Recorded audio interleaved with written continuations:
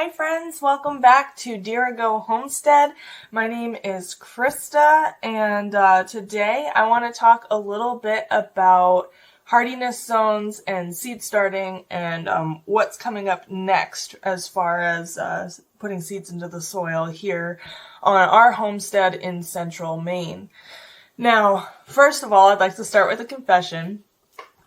I was this many days old when I realized that I am not gardening in Hardiness Zone 5B. I'm gardening in Hardiness Zone 5A. And even though I don't even know how long I've thought otherwise, it has not impacted my summer garden whatsoever or my seed starting plan. Now, I know with a lot of homesteading vlogs, a lot of different gardening articles, there's a lot of emphasis put on what hardiness zone you are growing in. And I am living proof that that really doesn't matter when you are growing for a summer garden. So, for those of you who don't know, the information that you get from a hardiness zone is simply the average coldest temperature for where you are located.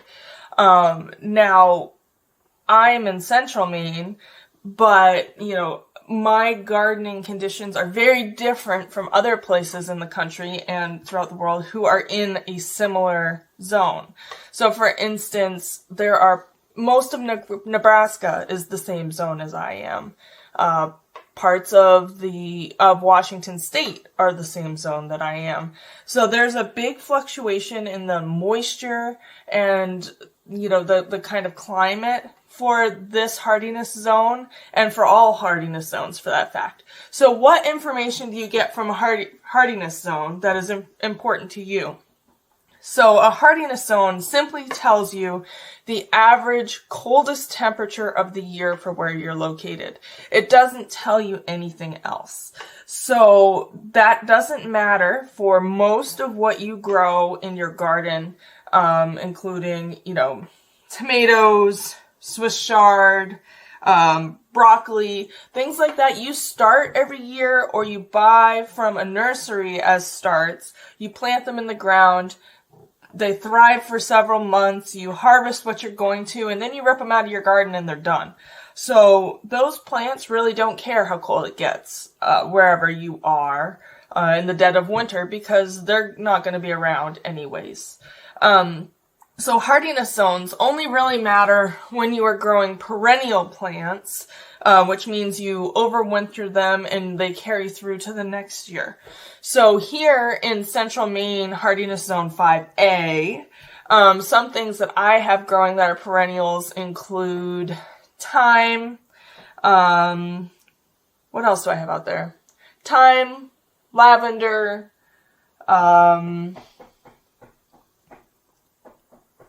I don't really have that many perennials. Salvia, oregano, mint, those things all have perennialized in my garden.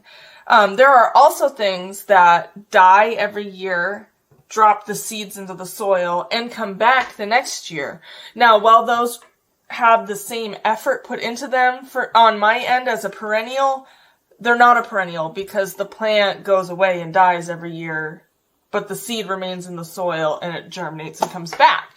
So for that, I've only planted cilantro in my herb garden once, and I have more cilantro every year than I know what to do with, because cilantro drops a lot of seeds, which are coriander, and every year I get cilantro, but it's not a perennial. Anyways, I digress. So for starting seeds, what matters to you is your average last frost date. Here it is May 9th, I believe, mid-May, but for, the more frost tender plants, I will wait until Memorial Day weekend before I put them out. But our average last frost date is May 9th. So what that means is, as far as seed starting, if you're not sure when to start seeds, all you have to do, here, let me pick out one of these seeds. That one doesn't give the information, of course. So this tomato you would need to plant 6 to 10 weeks before your average last frost date. So what you would do is you would Google average last frost date and your zip code. Farmer's Almanac has a really good tool for that. And then you would take a calendar and count back 6 to 10 weeks from when this is supposed to go outside, and then you know when you are supposed to start this seed. And you do that for all varieties. Now, that is a lot of work, and there are some guides out there, but I have this calendar here that I started last year, where I did that for every single thing that I start in my garden. I calculated when I need to start it inside, roughly, and when it needs to go outside, roughly. And then I mark on this calendar every year the actual date that I start my tomatoes or my basil or whatever I'm growing. That way I know if it succeeded or if it failed miserably the next year. I have that information and I don't have to start over at square one refiguring when I need to put every single seed and soil inside and when I need to move it outside. So anyways, with all of that, let's go over what I am going to be starting in this next week here in central Maine with a average last frost date of May 9th. I just looked it up and I need to correct myself again. My average last frost date is May 1st. However, this is for Augusta, Maine, which is half an hour away from me. It is it's lower because it has the Kennebec River, so it's lower in elevation, a little bit more temperate. We always get more snow than they do. It's always a little bit colder here than there. So while the Farmer's Almanac says May 1st, in practice, it's more like May 9th here. So with that said, the things that I'm going to be starting in this week include tomatoes, kale and Swiss chard, some of my herbs, and cauliflower and broccoli. So let's go over a few of the varieties that I will be growing.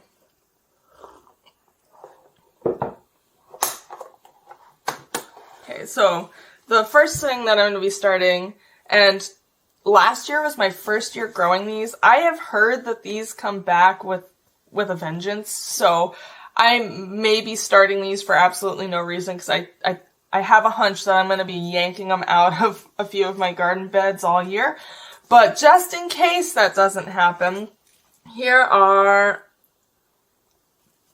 Aunt Molly's ground cherries. Ground cherries, also called husk cherries, they are related to a tomatillo, but they are delicious. They're these small little globes wrapped in paper like a tomatillo.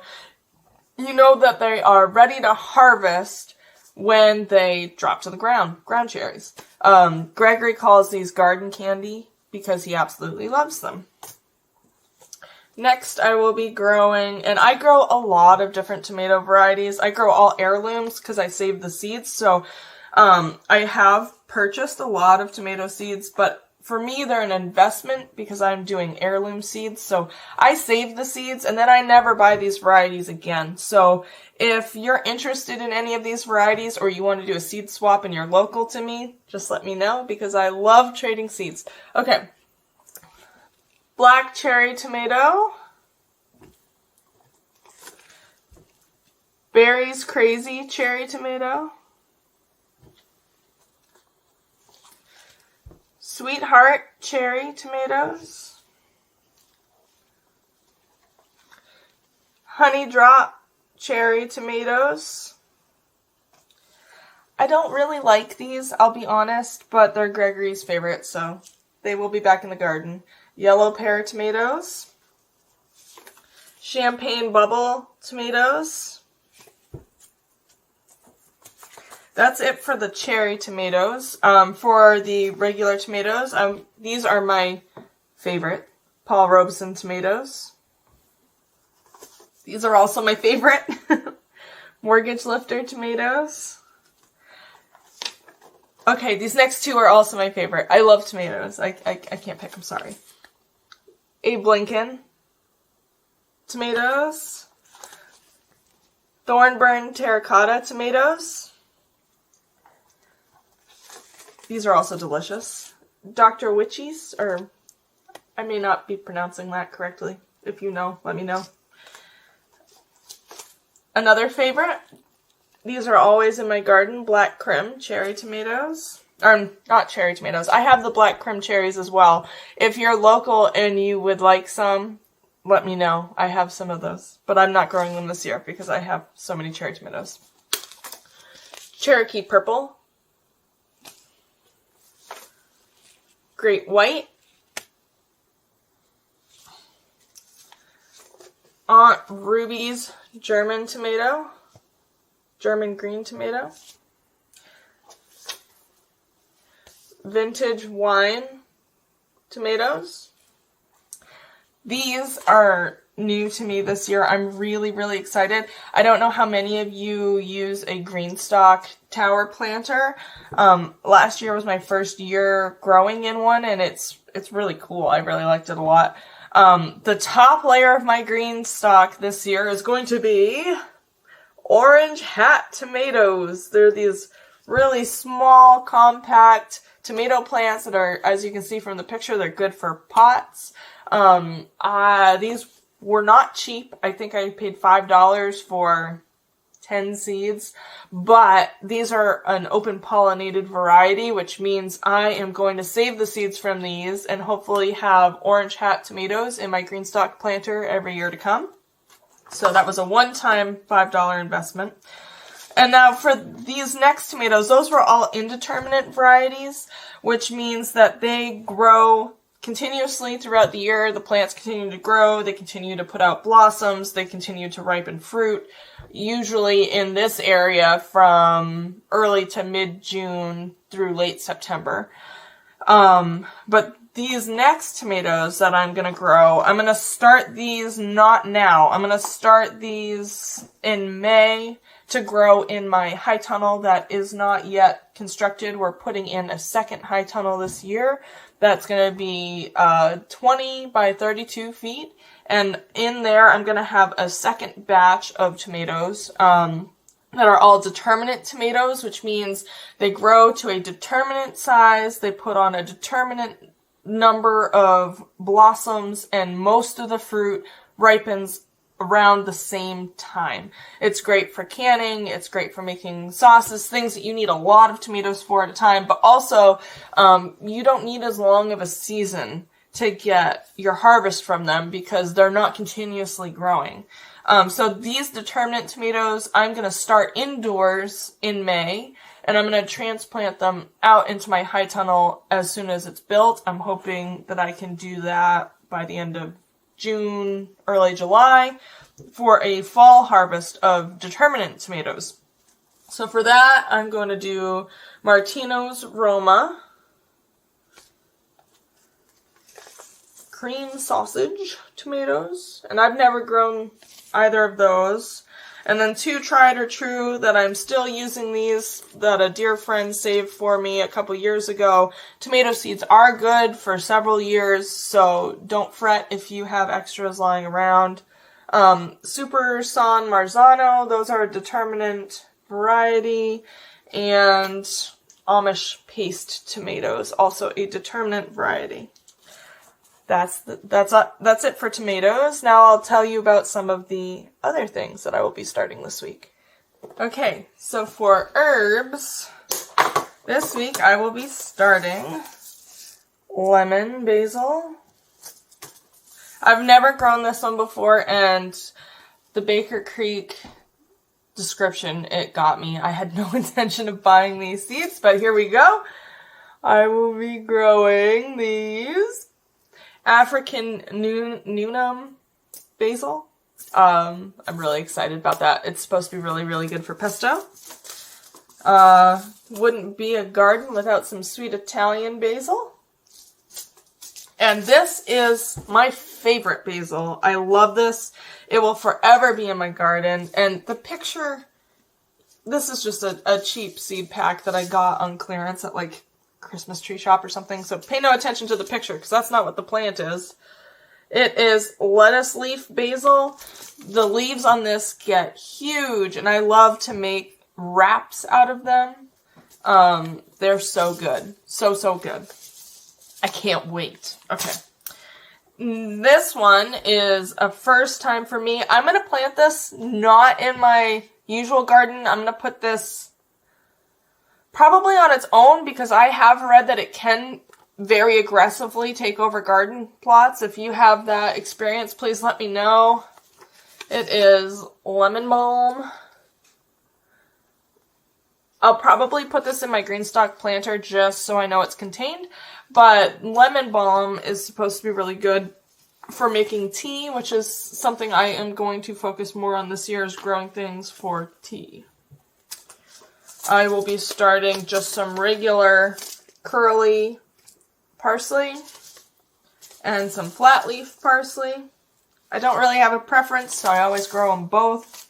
Parsley's parsley to me.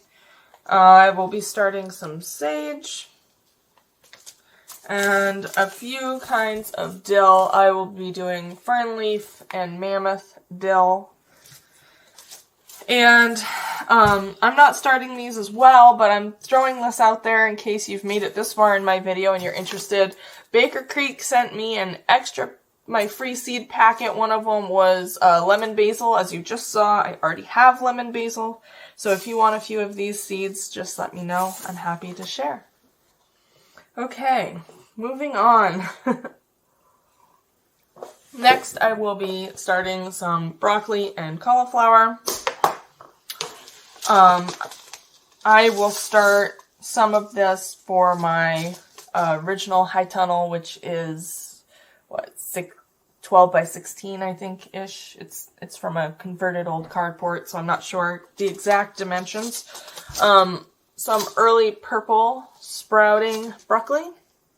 That will be for the high tunnel. I'm not going to try to pronounce this one. This broccoli. I may start some broccoli rabe.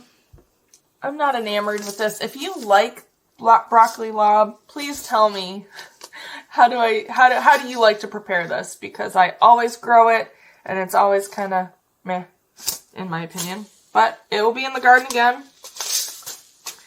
I will be doing some snowball white cauliflower. I have a few of those, some early snowball cauliflower, and some robber cauliflower. Okay, moving on.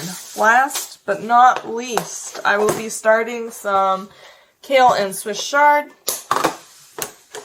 I'm going to be going with an all-star mix from Hudson Valley, which is a mix of Russian and Siberian kales in shades of green and red. I thought it would be fun to try a mix like this, just to get a bunch of different kinds of kale out of one seed pack. I will be doing some rainbow kale as well, also from Hudson Valley. I've never tried this before, but I'm intrigued. I think this will be more for the fall garden, but I'm going to start some now and I'll start some later just to compare notes because I've never grown it before. And some scarlet kale. And then for Swiss chard, I'm going to be doing ruby red, Ford Hook Giant, and Vulcan. Okay, that is all that I am starting this week. If you are near me or your average last frost date is similar to mine, I already have started onions, leeks, Brussels sprouts, cabbage, and I think that's it. So with that, if you would like to swap seeds, if you saw anything here that you're interested in, or if you have any questions, please let me know. And with that, happy planting, guys. Bye.